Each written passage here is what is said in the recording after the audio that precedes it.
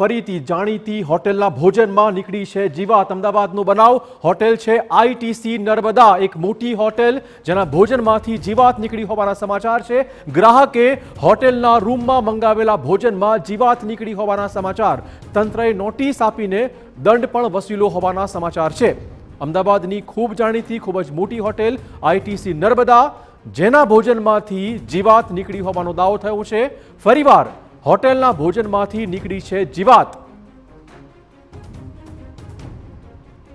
મહત્વપૂર્ણ છે કે જામનગરની વેકરિયા હેલ્થકેરના ફાઉન્ડર આઈટીસી નર્મદામાં રોકાયા હતા। તેમણે ભોજન મંગાવ્યું, જો કે ભોજનમાં જીવાત દેખાતા હોબાળો મચ્યો। અનેકવાર જીવાત નીકળવાના બનાવ સામે આવી ચૂક્યા છે અને આ સિલસિલો બંધ થતો જ નથી। હોટેલ રેસ્ટોરન્ટમાં સારું ભોજન મળશે તેની અપેક્ષા કરવી હવે અઘરી સાબિત થઈ રહી છે।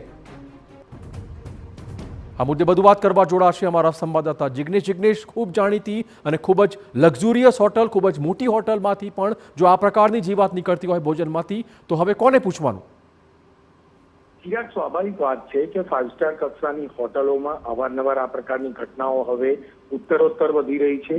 કેટલાક સમય પહેલા હયાત હોટલમાં પણ આ પ્રકારે જીવાત નીકળવાની વાત આવી હતી અને કિચન સીલ કરવામાં આવ્યું હતું। હવે આઈટીસી નર્મદામાં આ પ્રકારની જીવાત નીકળવાની ઘટના સામે આવી છે।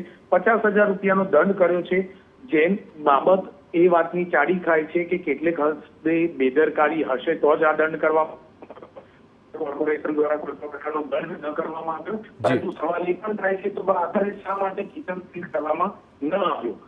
મહત્વની બાબત છે કે જામનગરના એક જાણીતા વ્યક્તિ જે હેલ્થકેરના ફાઉન્ડર છે, તેમના ભોજનમાં આ જીવાત નીકળી હતી। તેમણે રૂમમાં ઓર્ડર કર્યો અને તે સમય દરમિયાન આ ફૂડમાંથી જીવાત નીકળવાની ઘટના બની હતી। પરંતુ સૌથી મહત્વની બાબત છે કે જે પગલાં લેવામાં આવ્યા છે તે 5 સ્ટાર કક્ષાની જ્યારે રેસ્ટોરન્ટમાંથી કે તેના કિચનમાંથી આ પ્રકારની બેદરકારી સામે આવે ત્યારે ખૂબ જ નજીવા સાબિત થતા હોય તે પ્રકારનું સામે આવતું હોય। બિલકુલ, ધન્યવાદ જિગ્નેશ તમામ જાણકારી બદલ। તો આ હોટેલને હાલમાં દંડ ફટકારાયો છે।